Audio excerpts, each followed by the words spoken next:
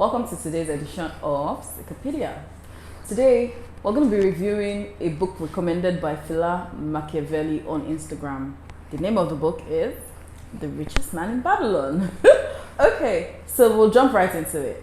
In the introduction of this book by George Clason, he touched on the story of Akkad, a man who came from humble beginnings and grew wealthy over a series of very, very salient principles. We'll touch on all of them in a Sycapedia minute. All right, let's jump into it. Our first point is that the secret to wealth is to save and invest wisely. The secret to being wealthy is not to just hold all the money you have and be accumulating it.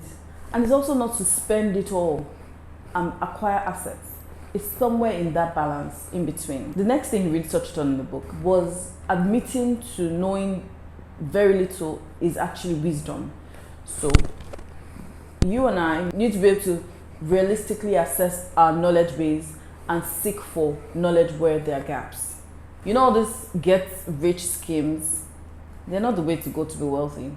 In the book, he emphasized that a slow and gradual process through trial and error is the most assured way to get wealthy. He made mention of the fact that getting wealth is a long process and series of forward steps and setbacks.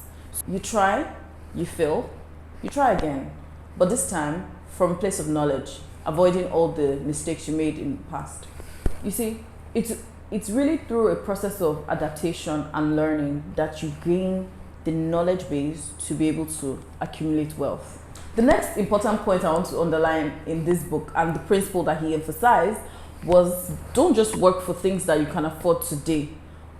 Make long-term investments for the future. Making money in quotes is really working for money. Accumulating wealth is around letting your money work for you. Going back to the first principle around saving and investing, emphasizes this next one, which is making investments that get interest is very lucrative. So let your money work for you and then spend the baby interest. The next principle, many people think that luck, constitutes random events that just fall into someone's lap. Hardly the case. Good luck really is an opportunity that is created by hard work. So the harder you work, the luckier you get. It was very interesting when I landed upon this particular point where it talked about working hard to spot opportunities.